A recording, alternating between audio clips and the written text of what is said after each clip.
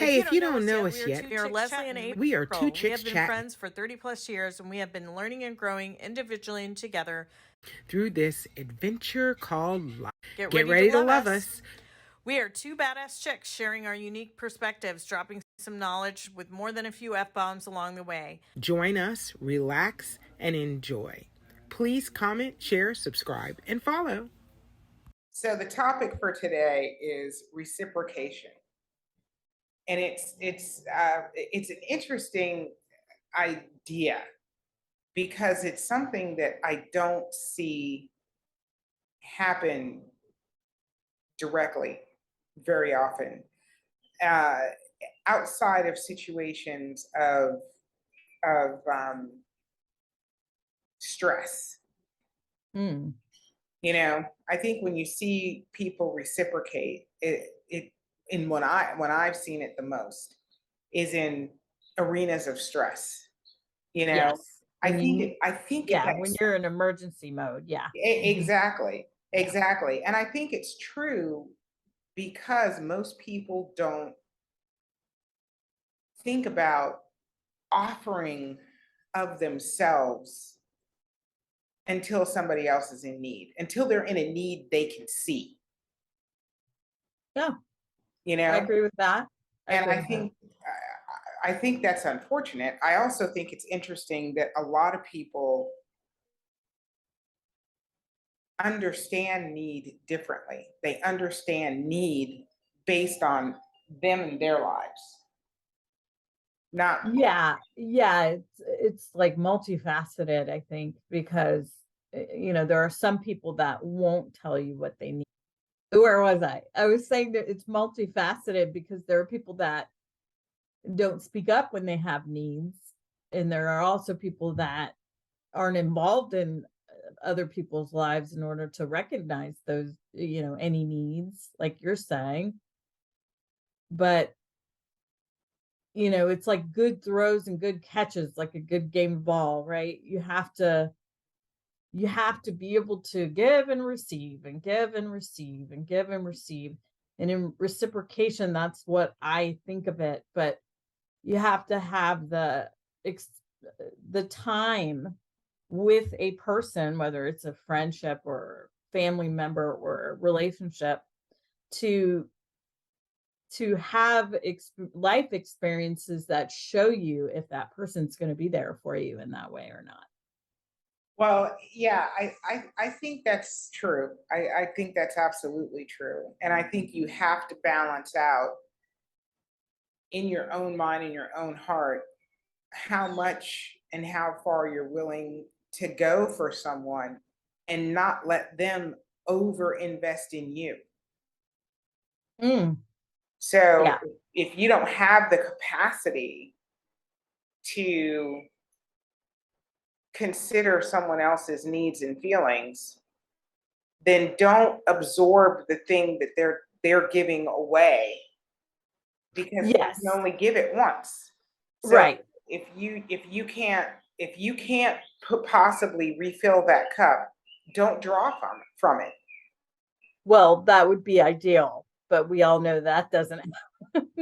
Well, and that doesn't happen, I think, because people have an expectation of being allowed Sure. to, you know, take more. Draw from that Yeah, energy. take Yes. more than they need, or yeah, or Yeah. because it's offered that I can take from it. It's like people that can afford to go get groceries going to a grocery pantry that's meant for people who can't afford groceries and Right. taking free groceries because they're free, not Yeah. because they need them or they can't afford them.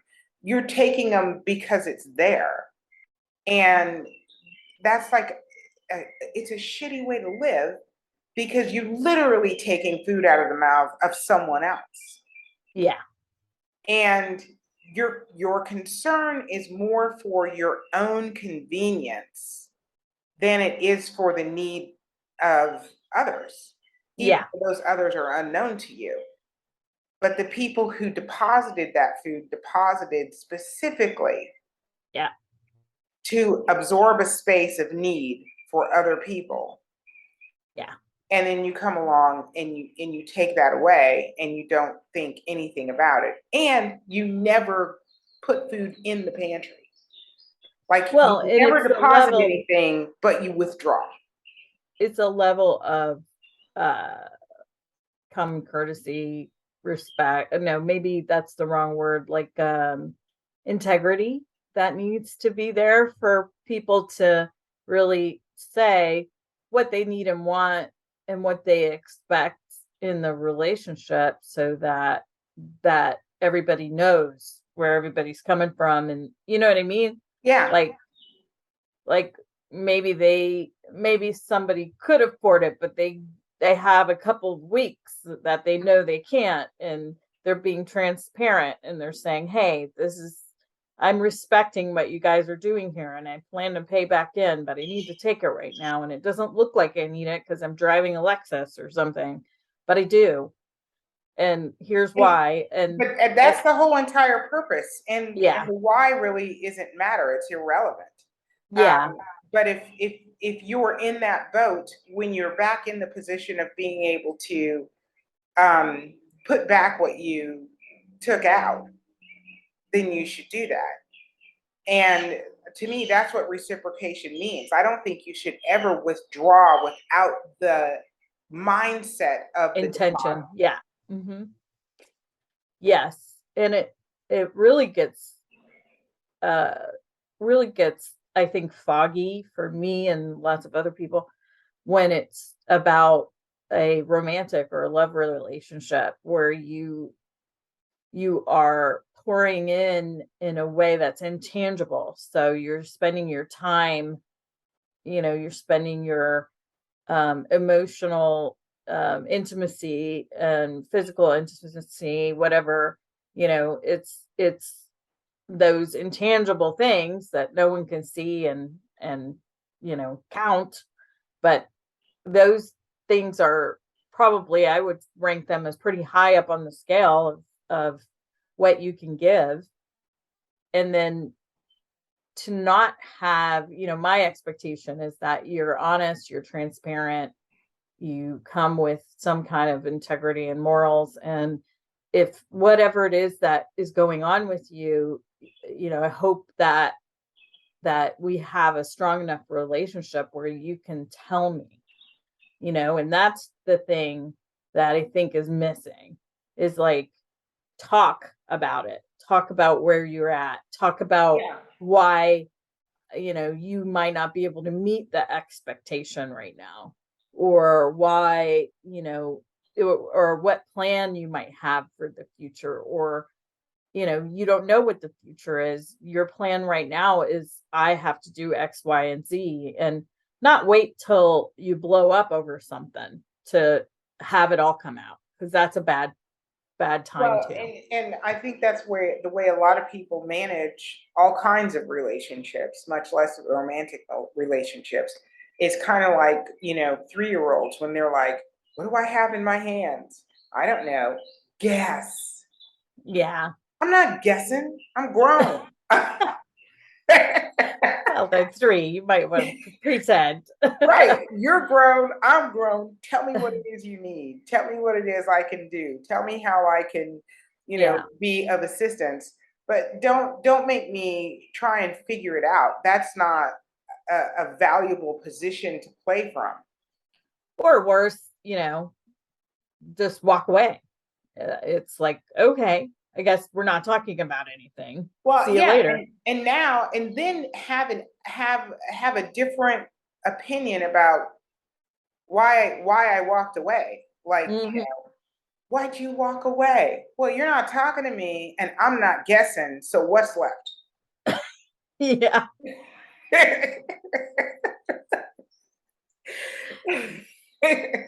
Yes. It's pretty simple. It's like, I'm not doing the thing you want me to do, and you're not doing the thing I want you to do. So we are at an impasse. And when it comes to reciprocation, it's like, if I'm having a full-on conversation with you about what I need and where I am, and your response is, guess what I think about that? I think I'm leaving. See you later. Yes, exactly. I think I'm single now. It's true. So, but we've talked about this before. It's like with family relationships too. I have a familial tie that I feel like I should do things or I ought to do things to be supportive, you know. Yes. And recently we had a family thing and I was feeling all kinds of guilt for not going down to Florida from North Carolina. And I had conversations with you and my mother and was like, should I go? I mean, I feel like I should, but I'm going in a month and a half after the baby's born, and I'd rather go then, because it's not cheap, and it's a lot of organizing with my dog in the house and everything. It's not Well, easy and just to when you're bug traveling, out. you still have to Yeah. work. You work remote, so you still have to Yeah. work. So you still have to tie all that in. Yeah. And I just and something you said to me that really hit home was, would that person reciprocate? And I thought about it for a second and I thought, probably not. Yeah.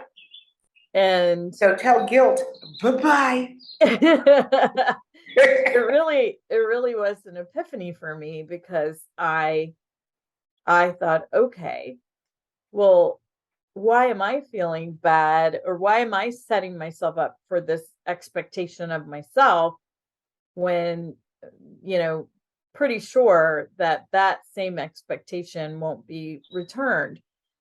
And then I think that's where my fight is because just because their expectations aren't high doesn't mean I want it to not be high for myself and be the best, 100%.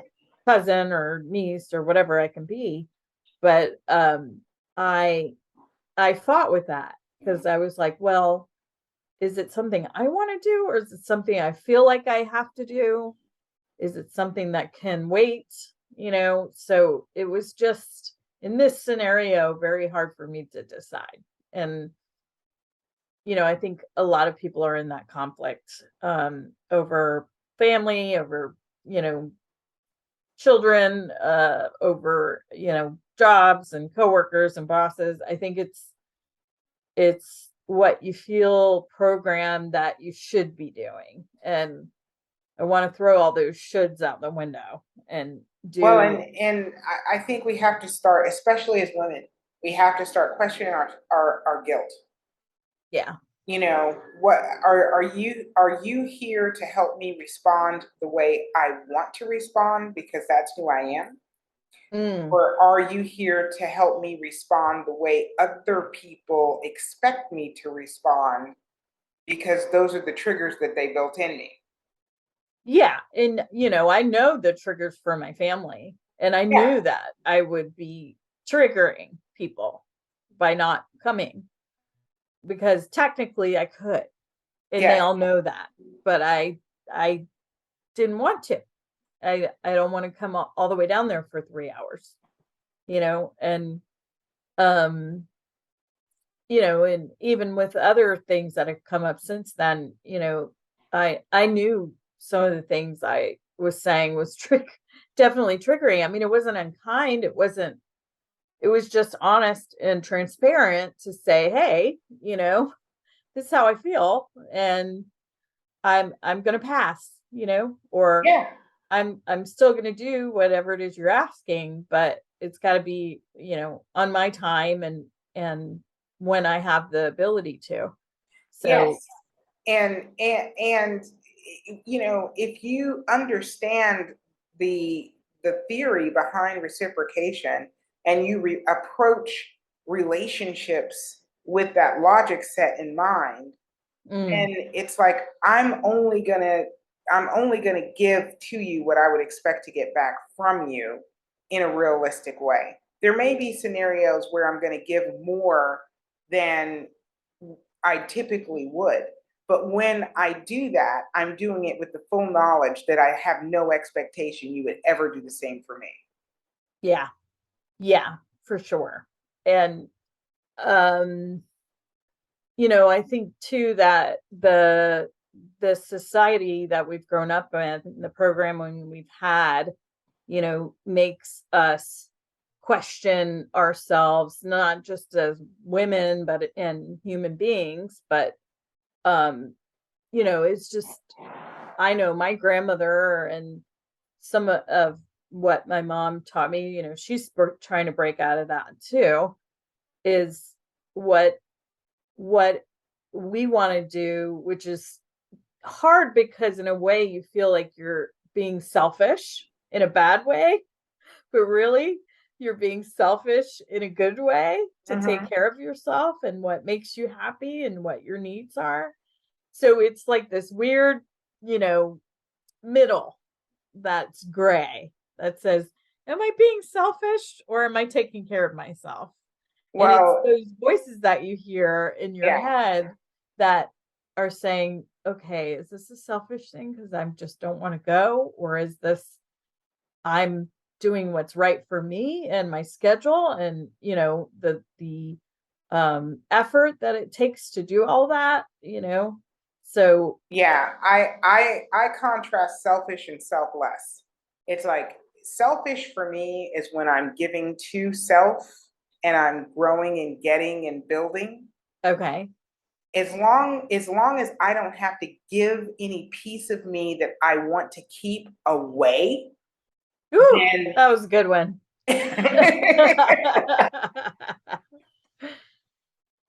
Right. yeah, Because I I'm think not giving anything up. yes, I think a good barometer is if you're feeling like you're over giving because and the feelings of resentment come up, or 100%. you're feeling like upset, like why did I do this kind of thing, then you're over giving by leaps 100%. and bounds. 100%. So, and if it's wearing on you in a in any other way, like you're not getting Yeah, sleep the or reality is if you're giving away something you yourself need, you yeah, have gone too far. yeah, mm-hmm, yeah, You've just gone too far. And especially if you're giving it away in a situation or to an individual who you know would never do the same for you. yeah, Period. yep, If I'm sacrificing for you and it's building me, then that's not a sacrifice. But mm-mm, if I'm sacrificing for you and it's diminishing me, yes. that's too much of a sacrifice. Sometimes you don't learn that until the life experience shows itself, and then you expect that person to be there, and then they're like, "Oh no, I'm out. Oh, I can't do 100%. that." And you're like, "Jesus, what was this? You know, what kind of relationship do we have if A that's the case?" hundred Yeah. percent. Mm-hmm. 100%. Yeah, Yeah. no, it's you. We have to be the managers of our balance, Yes. especially as Ooh, women. that's good. Yes. That is very true.